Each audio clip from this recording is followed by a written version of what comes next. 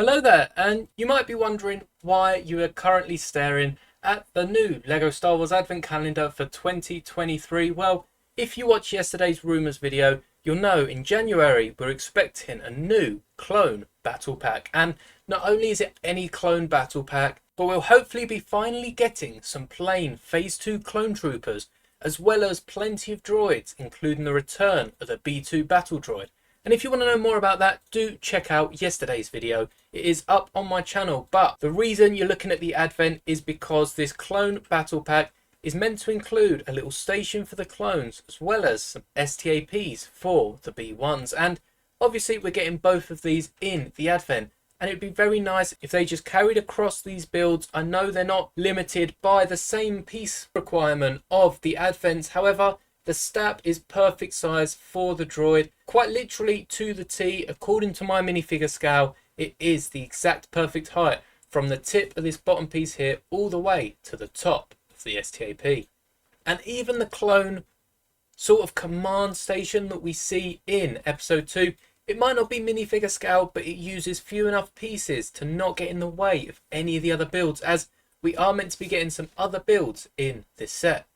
Now, one of the other builds is a speeder, which you've seen my bark speeder plenty of times now, especially not only featured in yesterday's video, but the day before when we looked at my custom ATRT, which I'm afraid will not be featuring in the battle pack. However, I did really enjoy this build, and hopefully with this news we get to see a smaller walker some point soon.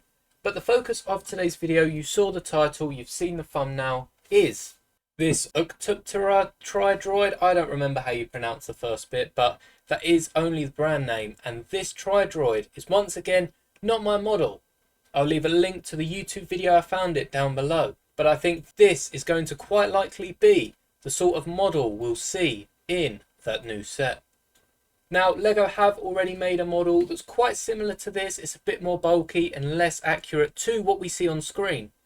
But it was released in a 212 battle pack quite some time ago now, which does come with the clones that I really want LEGO to re-release in their new mould, as I missed out on picking up the specialist in Grievous' Starfighter. But anyway, before I distract myself too much, this Tri-Droid is an awesome LEGO build, and the creator did use the dome piece you see in that LEGO set, which is unique to that LEGO set, and it hasn't been used at any other point, well, not in that colour at least.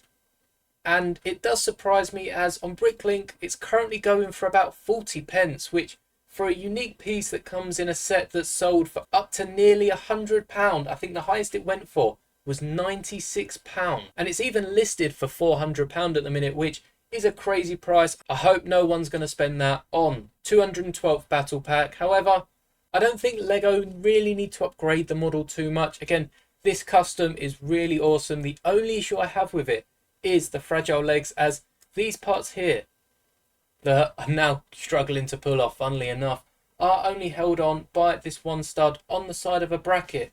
And it does mean if you were to drop the build at any point, chances are one of the legs will fall off, which I guess is cool for dismemberment, especially if you've got a Jedi trying to take it down. However, as far as playing with this model, it does mean you've got to be careful, because it can be very fragile. However, it does hold up well to just being moved around and stood, and as you can see, the legs have so much posability that you can raise one compared to the others and have it so that it's perhaps standing on some sort of crates, and again the legs just fallen off. So you do have to be careful with this model, but LEGO are surely going to build a more secure model. I mean, you can even add a hinge piece here just to be able to move the legs that bit more.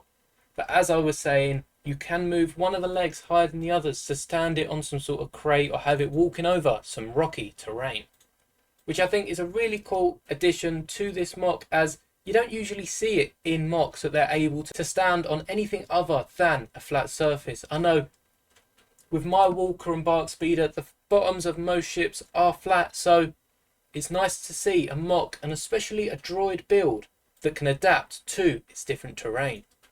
This model is quite similar to this droid we got in the ATRT Walker, and I believe we've got this droid a few times before across LEGO Star Wars. And this droid can somewhat adapt to the different heights. However, as you can see, it can sort of change in a brick as there's not too much height to this droid. So as far as rocky terrain goes, this would struggle on more mountainous terrains. But this build does cope with that very nicely. Again, there's some really nice techniques. There is a little steering wheel hidden in there, as well as how they got this dome to sit on top. And if I can just pop the headpiece off for a second, you can see that the pieces are connected by this singular 2 brick wide black axle. And the technique is done really well. You've got a smaller round 2x2 plate as well as a rounded 4x4 plate with the 2x2 gap in the middle, and they just slot into each other. And even with these gaps on the outside, it just creates a nice offset. And of course, you would normally have the dome on top. To get around using the dome, I have just included 2 dish pieces, the top one of which is just separated with a 1x1 round stud, which allows for this piece to clip on top and still gives it a nice round finish to the top. I did look at adding another dish piece on top, but it just made it look a bit weird, to be fair.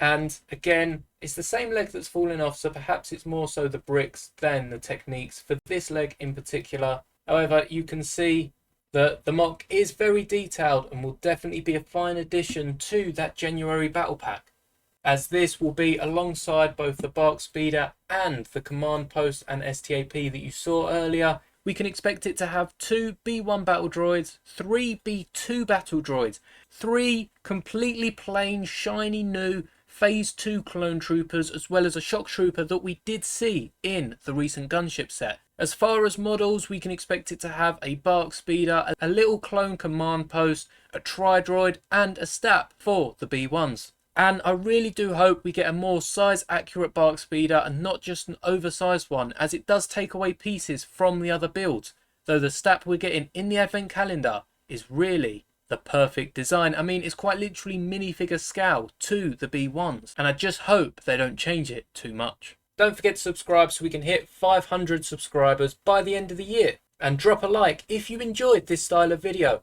I know I've been making loads of customs and mocks recently, and I've even taken a look at other people's mocks such as this one here in the TriDroid, and I also built an alternative build for Mando's N1 Microfighter, which came out a few days ago, and it was really fun to build. And I do really like the new microfighter that is displayed on my shelf, as well as all of these and my custom builds, which I hope to get the instructions out soon so that you too can build them.